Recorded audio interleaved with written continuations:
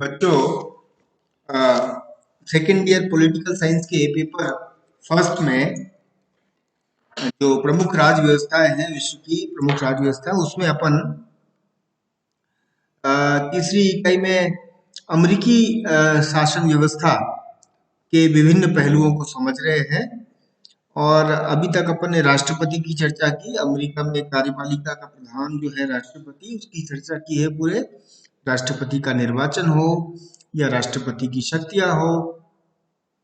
आज अपन का अमेरिका में जो व्यवस्थापिका है, अमेरिकी व्यवस्थापिका कांग्रेस, उसका अपन एक बार उसका अध्ययन शुरू करेंगे।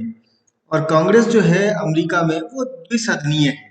हम सभी जानते हैं कि अमेरिकी संविधान जब बना, उससे पूर्व जो फिलाडेल्फिया में सम्मेलन हुआ पूर्व ब्रिटिश उपनिवेशों का, जो 13 पूर्व उपनिवेश थे, उसमें लगभग ये आम सहमति थी कि द्विसदनात्मक व्यवस्था होनी चाहिए। हालांकि मतभेद ये था कि जो जनसंख्या के आधार पर इनमें सदस्य संख्या तय की जानी थी। जो बड़े राज्य थे वो जनसंख्या के आधार पर प्रतिनिधित्व चाहते थे, और जो छोटे राज्य थे वो समानता का सिद्धांत लागू करना चाहते थे। लेकिन अंत में ये स्थिति बनी कि जो संसद के दोनों सदन है, यानी कांग्रेस के दोनों सदन, उसमें दो अलग अलग सिद्धांतों के आधार पर प्रतिनिधित्व की व्यवस्था हुई। जो निम्न सदन प्रतिनिधि सभा है, वहां पर जनसंख्या के आधार पर राज्यों के प्रतिनिधित्व का सिद्धांत अपनाया गया। और सीनेट जो कि उच्च सदन है लेकिन बहुत अधिक शक्तिशाली सदन है, उसमें समानता के सिद्धांत को लागू किया गया। यानी सभी राज्यों को एक समान 2 सदस्यीय सीनेट में भेजने का अधिकार प्राप्त हो गया। तो इस प्रकार द्विसदनीय व्यवस्था में दोनों ही सदन में अलग अलग सिद्धांत के आधार पर प्रतिनिधित्व की व्यवस्था की गई। और इसलिए जो कांग्रेस है वो एक बहुत व्यापक आधार वाली विधायिका बन गई। संविधान के प्रथम अनुच्छेद में ही क्या कहा गया है कि जो अमेरिका की समस्त विधायी संबंधी शक्तियां वो वो कांग्रेस में निहित होगी। लेकिन अगर व्यवहार में देखें तो कांग्रेस यानी प्रतिनिधि सभा और सीनेट से बनी हुई जो विधायिका है, वो सिर्फ एक विधायी अंग नहीं है, एक विधायी शक्तियां प्राप्त नहीं है, बल्कि अनेक मामलों में कांग्रेस को प्रशासनिक और न्यायिक शक्तियां भी प्राप्त है ना। और कई मामलों में वित्तीय शक्तियां प्राप्त है। तो इसलिए वो एक प्रकार से बहुत ही व्यापक, बहुत ही विस्तृत शक्ति वाली विधायिका बन गई है। अब सबसे पहले अपन जो चर्चा करेंगे, देखिए ये अंतर है। कई बार क्या होता है कि हम विधायिकाओं की तुलना करते हैं ये देखे बिना, ये समझे बिना कि वो कौन सी प्रणाली की विधायिका है। अमेरिकी कांग्रेस और ब्रिटिश पार्लियामेंट या भारतीय संसद, इनकी तुलना की जाती है, लेकिन तीनों की परिस्थितियां अलग है।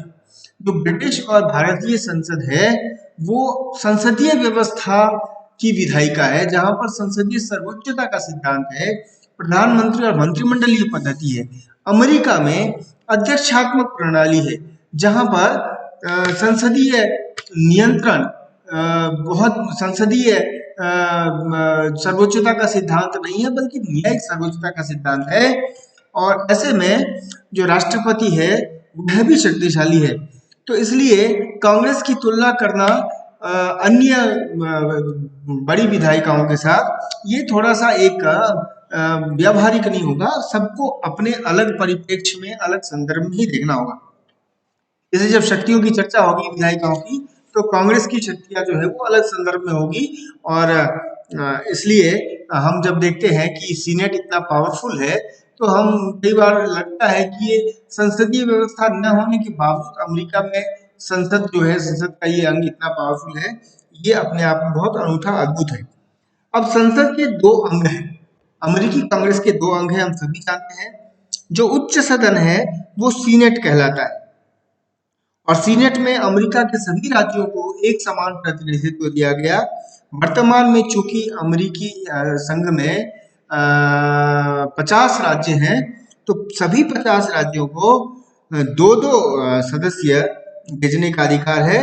और इस प्रकार सीनेट की जो सदस्य संख्या है वो 100 है ना। जब प्रारंभ हुआ था तो 13 राज्य थे, तो 26 की संख्या थी। अब जो है 100 है।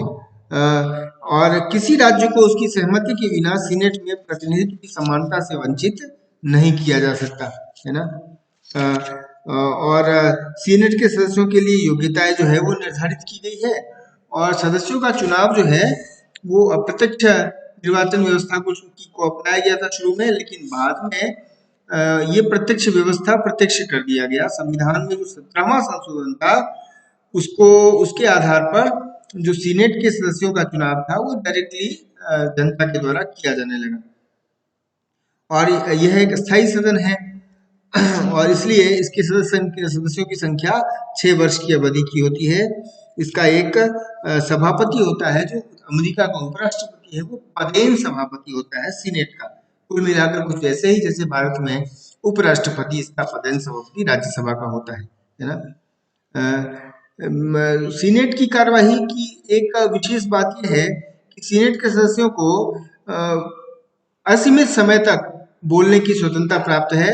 और यदि वाद विवाद प्रारंभ होने से पूर्व ही इस बारे में कोई समझौता न हो जाए कि किस प्रकार कितनी अवधि के लिए बोलना हो, तो सदस्यों के ऊपर कोई समय की पाबंदी लागू नहीं होती, है ना। बस इतना है कि एक सदस्य एक दिन में एक ही विषय पर 2 से अधिक बार नहीं बोल सकता, है ना। तो ये जो है फिलिबस्टर की पद्धति, ये अमेरिकी सीनेट की व्यवस्था की खास बात है। सदन के कामकाज में रुकावट डालने की दृष्टि से अनावश्यक रूप से जो सदस्य कई बार बोलते हैं, इसी वाद विवाद को फिलिबस्टर कहा जाता है।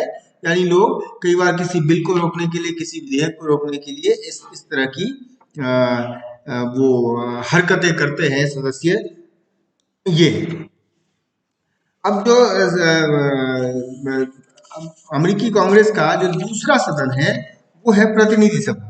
अब प्रतिनिधि सभा जो है वो निम्न सदन है, लेकिन प्रतिनिधि सभा सीनेट की तुलना में कम पावरफुल है। ये लोकप्रिय सदन है, लेकिन सीनेट की तुलना में कम पावरफुल है।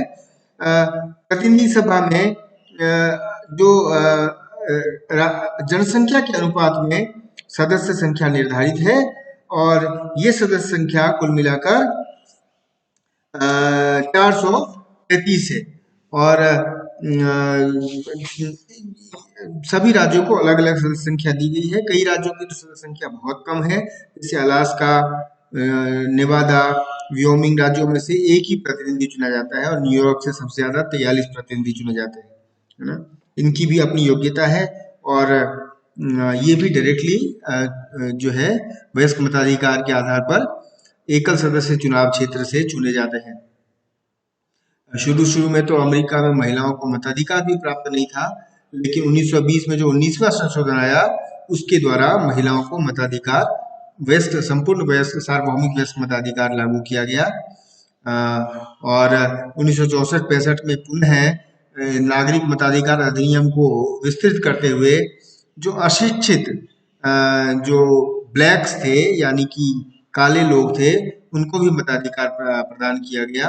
और इस प्रकार मताधिकार के संबंध में लिंग और रंग के आधार पर जितने भी भेद थे वो समाप्त कर दिए गए, और 26वें संशोधन के द्वारा अमेरिका में 18 वर्ष की आयु सार्वभौमिक मताधिकार की कर दी गई।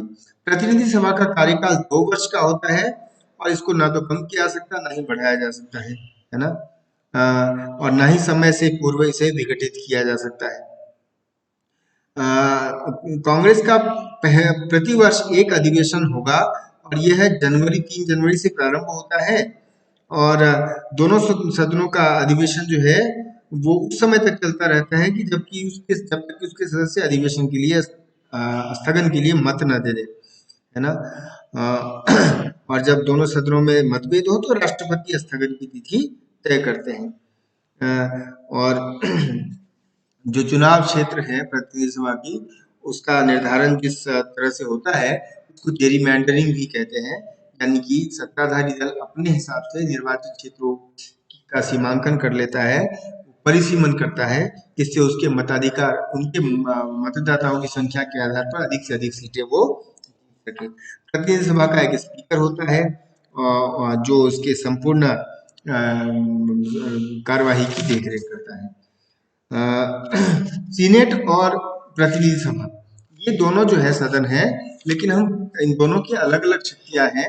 सीनेट ज्यादा शक्तिशाली है, लेकिन अगर कांग्रेस की कार्यप्रणाली देखें तो कांग्रेस की जो शक्तियां हैं वो विधायी शक्तियां व्यापक हैं, और जो संविधान है वो अनुच्छेद 1 के 8वें उपभाग में इसकी विस्तृत चर्चा की गई है, और तीनों प्रकार की जो शक्तियां हैं उसका उल्लेख किया गया है: निहित, समवर्ती और प्रदत्त।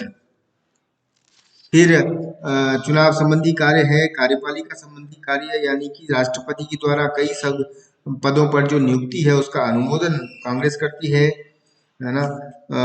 नवीन राज्यों को संघ में प्रवेश देना हो, या फिर वित्तीय कार्य हो, या न्यायिक कार्य, जो जैसे राष्ट्रपति या किसी अन्य पदाधिकारी को पद से हटाने के लिए महाभियोग की प्रक्रिया हो, फिर कांग्रेस के अपने अधिकार क्षेत्र में आते हैं। इसके अलावा जो सबसे बड़ी बात यह है कि उच्च सदन सीनेट है, लेकिन जो लोकप्रिय सदन प्रतिनिधि सभा है उससे ज्यादा अधिकार उसके पास है, सीनेट के पास। तो ये अपने आप में एक ऐसी अद्भुत व्यवस्था है जिसका उल्लेख हम कर चुके हैं। अब अगले अध्याय में, चूंकि मैं सर्वोच्च न्यायालय के संगठन, न्यायिक प्रक्रिया की संगठन, न्यायिक का जो संरचना है संयुक्त सर्वोच्च न्यायालय की और न्यायिक न्यायालयों की, संवैधानिक न्यायालयों की, उसकी चर्चा मैं अपने एक व्याख्यान में कर चुका हूँ। तो अगले व्याख्यान में विशुद्ध रूप से हम जो सर्वोच्च न्यायालय की एक शक्ति है वहां पर न्यायिक पुनरावलोकन की, उसकी चर्चा करेंगे कि न्यायिक पुनरावलोकन है क्या, और न्यायिक पुनरावलोकन का विकास कैसे हुआ अमेरिका में, और उसकी उसका एक मूल्यांकन है ना, इसके ऊपर चर्चा करेंगे।